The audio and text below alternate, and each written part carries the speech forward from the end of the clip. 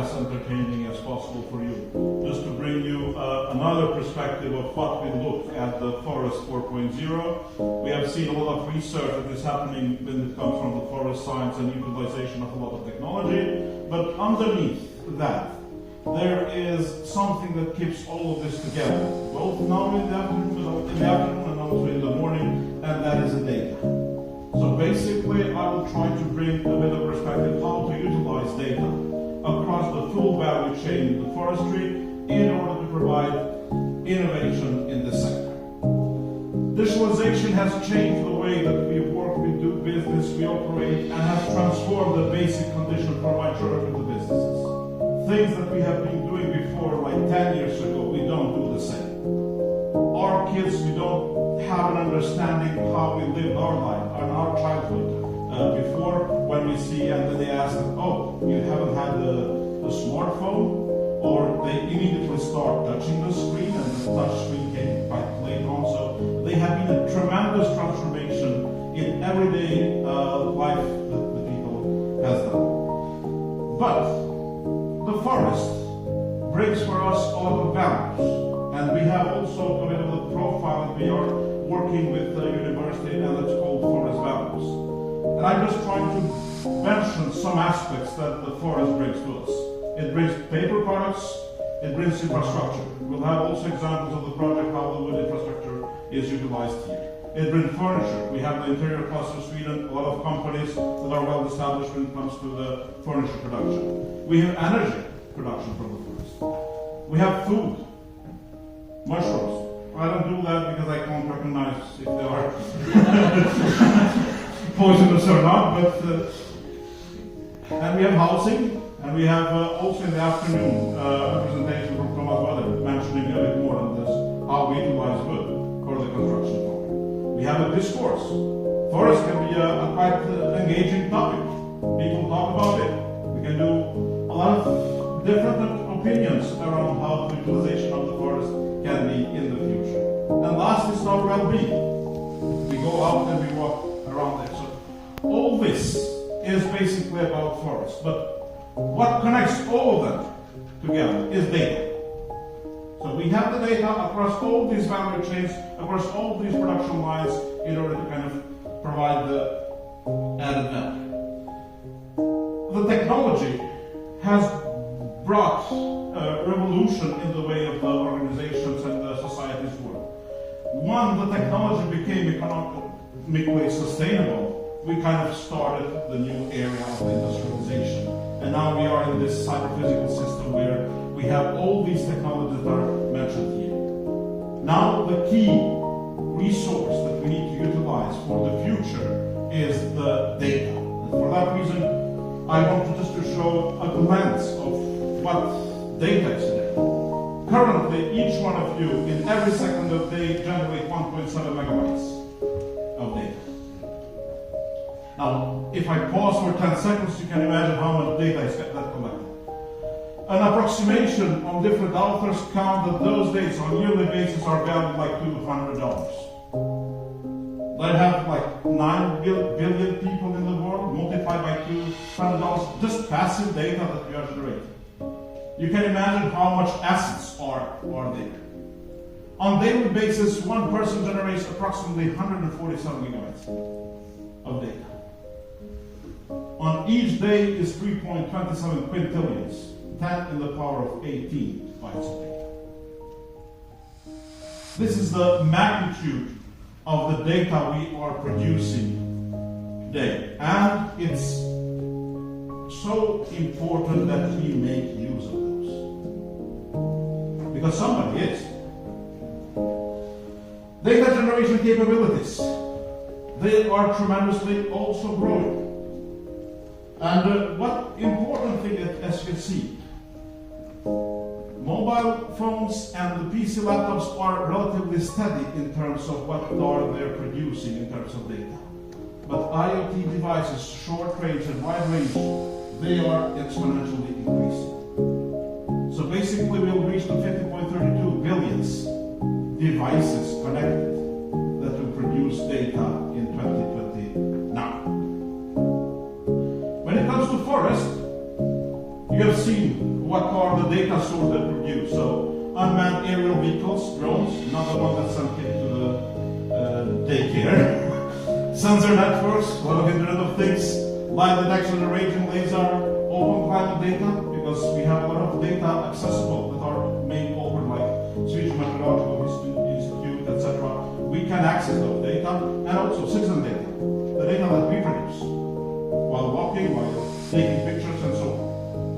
But when it comes to the forestry, there are certain data challenges. Remote sensing is becoming a ubiquitous technology in forestry science and increasingly applied in practical operation. But the main three challenges that are when it comes to the remote sensing is the first, adoption of them is limited. First, because there are not sufficient resources to make it large. Second is scalability. We have a very good precision data for smaller areas. If we try to scale it up to larger areas, we don't have yet the resources. And the third part is the map that we produce, that Johan mentioned is, we have them on the variant colony. So, depending how who would take it. So basically, adoption, scalability, and the data quality are the three aspects that needs to be kind of very much addressed. And as you can see, the fourth, that is super important, is the new applications. So there we need to come with innovations. There we need to come, what are the new solutions that we can utilize these data? Starting from this point, what is the key aspect from the digital transformation point of view in the Swedish context from the forestry point of view? Digital maturity across the value chain is varying. You have different vendors that have a different level of the digital maturity and utilization of the digital technologies in their value chains.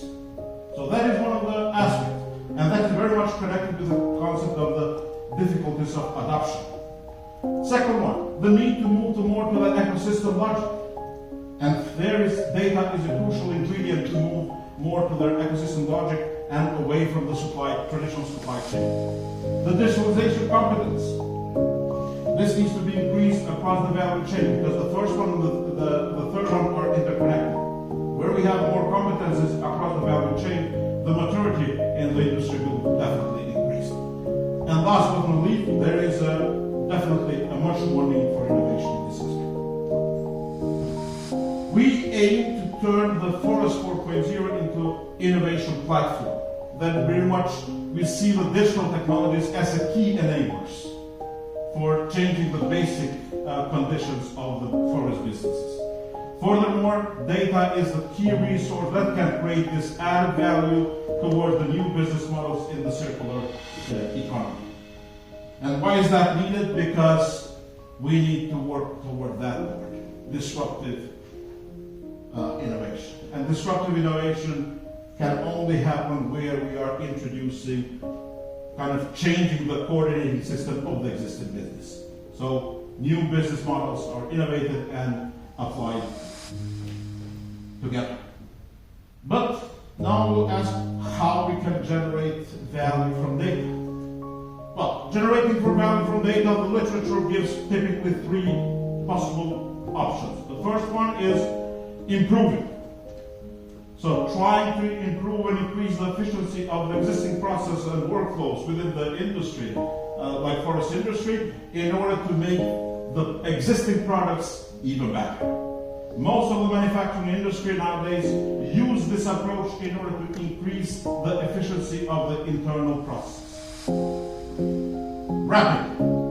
Using the data to augment existing products. So basically making the existing product that we already sell a bit more sellable, increased value for our customers. And last but not least is the data as such can be sold. I just mentioned that our data is 200, but nobody will give you $200. Don't worry. And as you can see, this very cartoonish picture, it gives basically where the areas of Forest 4.0 will focus. Data and action is basically the focus where we need to generate the data, or datafication aspects of the Forest 4.0, utilizing remote sensing, Internet of Things, and so on. Value creation and insights is about when we move to the modeling, utilizing of AI, and the last part, the value realization, and the innovation of the business model. So all these three parts are interconnected, and we will try to address through the scope of this project all of them equally. And last but not least, I want to just emphasize that forest data is an important intangible asset for the forest companies. The earlier that the forest companies understand that they have a strong intangible asset, the better it will be for them to cope with market changes and to adapt to the market changes. Forest data will take a large share on the future when it comes to the products within the forest industry. And last but not least is that forest data as an intangible asset will be affected and will need to affect politics, because there will be a lot of laws coming up. There will be laws, and we see that from the European Union, digital product passport and other aspects are affecting the way basically how we handle the data within the forest sector. Then will be the regulations, because we'll need to have our data governance policies. And last but not least is about innovating the business models. And from informatics point of view, where I currently work, basically we have ongoing projects on digital product passport, data governance, and innovating business models within the data-driven aspect. I think I was a bit fast, but only 4 minutes over the time, so thank you very much, and I think now is the time for lunch.